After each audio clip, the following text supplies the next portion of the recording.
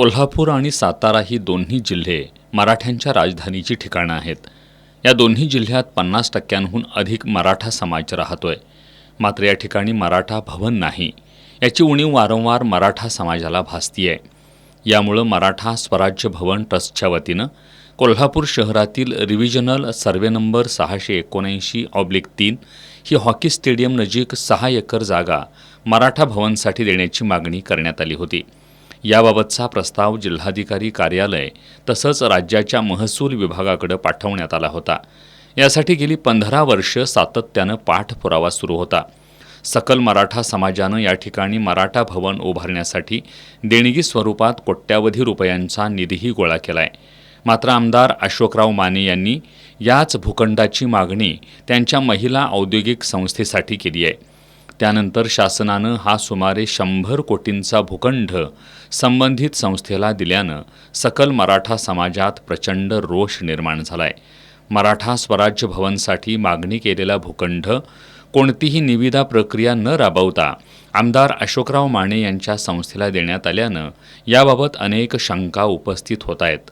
त्यामुळे या संदर्भात उद्या सोमवारी 25 ऑगस्टला सायंकाळी 5 वाजता शाहू स्मारक भवनमध्ये सकल मराठा समाजाची व्यापक बैठक होणार आहे। या बैठकीत पुढील आंदोलनाची दिशा ठरवण्यात येणार आहे। मात्र आमदार अशोकराव माने यांनी मोठ्या मनानं हा भूखंड मराठा स्वराज्य भवनसाठी द्यावा असं आवाहन करण्यात आलंय। लोकांनी ठरवलं पाहिजे की आपलं मराठा भवन का होत नाही, कोण कोण आडवं पडते आणि आम्हाला मराठा 50%च्या वर असताना आम्हाला मराठा भवन बांधायला काय अडचण नाही आहे। त्यांनी सांगावं की तुम्हाला आम्ही जागा देणार नाही, काय करणार नाही, तरी आम्ही आमच्या पायावर उभं राहून आम्ही करून दाखवू, एवढी आमची जिद्द आहे। त्यासाठी हा पण एक आपले सरकार मान्य किंवा हे मराठा आरक्षण तापलं असताना आम्हाला दिवसनं हे सगळ्यांना ह्या सत्तेच्या लोकांना भागात पडेल। मराठा समाजाच्या भवनासाठी हा भूखंड देऊ करावा।